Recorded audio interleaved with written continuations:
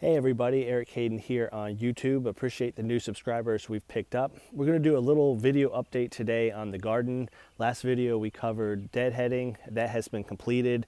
We're in another wet pattern here in eastern North Carolina. After some hot days and dry weather, it's kind of drizzly today and we're expecting a lot of rain tomorrow. So you certainly can't control the weather, but the point of this video is work with what you have. We've already sprayed a couple days ago, so I don't have to worry about black spot and things like that. So certainly want to get your spraying in if rain is anticipated over the next couple days. The other thing you can do during periods of cloudy and cool weather, in between the rains, it's a really good time to get out and do some planting. This is a little update on some of the maiden roses. If you watched our channel over the last couple months, both these roses came in the mail from Steve Singer, Wisconsin Roses. It's wiroses.com. He sells a lot of exhibition type roses, and you get them as a budded variety, whatever you want, on Multiflora. Real tiny thing. Click below, check out one of my videos from the end of March and early April. These came the last week of March. Potted them up in 2-gallon containers, and you can see them now. They look quite good. The first one I'm going to show you is Maverick, and for those fans that have been following us for a while, we've been watching these two, and it started as 3 canes coming out of, well, actually just a bud eye, but pretty quickly this one took off and had 3 canes coming out of the bud eye. The middle one kind of died off, so we're left with this one, and then this secondary one is doing really well. We've been pinching any blooms or buds before they get to the bloom phase. So as soon as I pinched the first bloom on this, what happened to this 1 cane? It turned into 3. So I'm going to do the same thing here. I'm going to keep disbudding, and I found that in new plants like this, I'm trying to grow the roots and I'm trying to grow the bush. So if I'm not spending a lot of time on developing flowers, they tend to grow quicker. So that one's ready to go. By disbudding that will push the second cane and maybe even the third one to do a little bit more quicker. Again, this has just been 2 months. They all come different. This next one is Cajun Moon. That one, the middle of the 3 canes developed first. And again, same concept. The first bud that came on it, I pinched off, and as soon as I did that, then 3 canes came out of that. I've already disbudded the first 2, and I see this one snuck by me. I'll get that third one. So now those 3 have been disbudded. Now the 2 secondary ones on this one should start to take off. There's one there, and then one there. So here in a month or so, I'll have 3 solid canes. Reason why I'm showing you this, I don't see any roots sticking out of the bottom yet, but based on this almost 2 feet of growth, especially Maverick, they're probably getting to the point where they're almost root bound. They're in 2-gallon containers now, and I'll pot up into 5-gallon containers here probably today or tomorrow. I say 5-gallon, you really have to watch what you get on the internet. Order these on Amazon, 5-gallon containers. They came quick, everything seemed fine. And as I was pulling them out, I noticed they're labeled 4 gallons. So sure enough, I looked at my receipt. It's advertised as 5. It says it's a 5-gallon container, but on image 2 or 3, they show that it's only a 4-gallon container. 4 or 5, not a huge difference, but kind of frustrating when you order something that says should be 5 gallons and it's 4. Such is life when you buy stuff on the internet. Anywho, we'll get those potted up here in the next day or so. And the point of the video is this is really good time to plant things because we're not hot, we're cloudy. Plants can be stressed by the heat and dry weather. So if you've got some potting up to do, if you want to move a rose bush, spring is a good time, especially during these cloudy periods, to do that. Before I show you the roses after deadheading, other thing I'm doing, some other types of vegetables. We harvested our broccoli and cabbage earlier today, so we're going to do squash and tomatoes. And if you saw my last video, we're getting some yellowing of the leaves in the rose garden. Some of it spider mites, some of it is a little bit of black spot, not much, and I think a lot of it is either oxygen issues because we've had so much rain, or probably some washing away some of the nutrients. You see that a lot in potted plants. Notice this yellowing in the leaves. It's not a bad thing, but when you have container plants, This could be roses or vegetables or what have you. Every time you're watering, you're leaching out the nutrients. So as I get these in the ground, give them a little bit of fertilizer, they'll start to turn a darker shade of green. Not a big issue. It's just a sign that you're losing some of your nutrients. Pretty common in a potted plant. We'll wrap things up.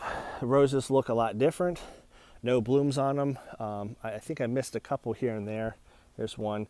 But for the most part, they have all been deadheaded. And for the most part, things are looking very, very healthy. Despite the rainy period, as I look through the garden itself, I don't see a lot of black spot or anything. And I've been doing that rotation every week with a contact for black spot and a systemic. Usually I do Banzate and Propiconazole, or generically known as Honor Guard. But I noticed last year I was starting to get a little bit of resistance. You don't want to use the same insecticide, fungicide, whatever chemical you're using over and over again, or things can build up a resistance. In this case, the fungus, the black spot, can build up a resistance to it. So I switched to still doing the Banzate and Propiconazole every 2 weeks. But those in-between weeks, I use Captan and Clary's. Kind of an older formula. It's what Witherspoon uses here in the Carolinas for their maintenance program. Clary's is a systemic. The downside versus Propiconazole is it doesn't last as long. It's only rated up to 7 days. But that's not a big deal since, the other 7 days I'm doing Banzate and Propiconazole. And Captan is more known for its dampening off prevention and root issues, but it also is a contact for black spot. And so far so good. I don't see any black spot on the roses here. I mentioned I am getting some yellowing of the leaves and they're falling off. This is an example of that. Not overly concerned with this. We've had excessive rains here in the Carolinas. I inspect the underside of the leaves. I don't see any spider mite issues. So this is either oxygen in the soil or not enough of it because we've been kind of waterlogged, or some nutrient issues. And that'll work itself out. If I get a chance, I'm gonna use my pitchfork and kind of open the soil up a little bit so that we don't have the oxygen issues. Otherwise, I'll just keep my every couple week Miracle-Gro program going on along with those organics. I'm not too concerned because most of the leaves look like this and this. So yes, some leaves are yellowing and falling off, but when you have 10 inches of rain and now we're supposed to get another 3 to 4, not much I can do about that, especially because these beds are raised and we have 100% sand, but of course I've amended them. So, we don't have a clay soil, I guess is what I'm getting at. So there's not much more I can do in terms of drainage. But you can see outside of, the rain issues from too much rain or a little nutrient thing going on, I don't have many issues with black spot, which is amazing since we had 5 straight days of rain and we were in the 60s and 70s. I was trying to take a peek at this one. This rose is silver cream. I've had some black spot on that before and I don't even see it on that. So for the most part, things are looking pretty good. I did do a miticide the other day because that is an issue more with some of these over here. And you can really see the webbing with the raindrops on them. That's kind of cool. Not cool that you have spider mites, but kind of the telltale feature. And look at these leaves. They're so damaged, they'll just eventually fall off. And that's an advanced stage of those mites really sucking the life out of the leaf itself. So I've got spider mites certainly on some of these back row plants. Sprayed the other day for it, and I'll stay ahead of it. With this cooler weather, I kind of have a leg up because they usually tend to multiply a little quicker during the hot, dry weather. So wrap things up. The garden over here is looking good. The climbing rose. One of the big projects we were working on the last couple of days is trying to turn this more into landscaping in the yard itself. I'm not a great grower of grass. We're working on that. You can see I've got some grass and a lot of weeds. I did spray Roundup in this area. It was 100% weeds. So instead of trying to grow grass, we built a fire pit 2 weekends ago. And then yesterday, my wife and I, and a little bit of help with the kids, laid out the pavers and the stone. If you like this, we saw a video on YouTube that helped us with this. So it's amazing what you can learn. And then the goal was to plant some perennials, probably not roses, around the edge because it was 100% weeds anyway. And speaking of weeds, these two climbing roses, the azaleas, have been there since last year, but I extended the garden, put in pine straw, and planted some blueberry bushes. We have, as I keep mentioning, 100% sandy soil. It's acidic, so blueberries do really, really well. So these are a variety that is supposed to do well in our area. They're native to the southeast. Rabbit Eye, I don't know if I'm pronouncing that correctly, but there's Tiff Blue was the one variety that we got, and I forget the name of the other one. I left the tags on there so I would remember, but Tiff Blue, and then got another variety that is supposed to be a good pollinator with, I won't even try to guess, but that's one variety there, and the Tiff Blue are over there. But they are supposed to be good pollinators of each other. They do self-pollinate a little bit, but that way we'll ensure we'll have a crop going forward.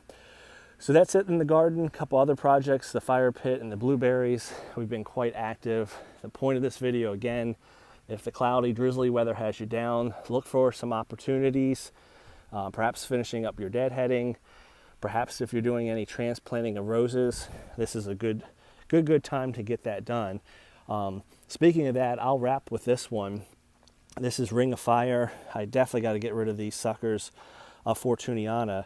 But if you watched me, this came almost 2 months ago as I guess it's a 2-gallon pot that Mr. Mills sends up from K&M Roses, and it's really, really doing well. Potted this up into the 4-gallon pot, thought it was a 5. I'll let that get a little bit more mature, and then we'll plant that into the ground. But that's looking real healthy, and that's going to do well in that spot there. It's replacing St. Patrick, which I just, for some reason, even in our mild winter, have not had luck with it growing wise. Thank you, as always, for subscribing. I appreciate the new followers and subscribers. Comment below, where are you watching these videos from? Are you finding them useful? Do you have any questions?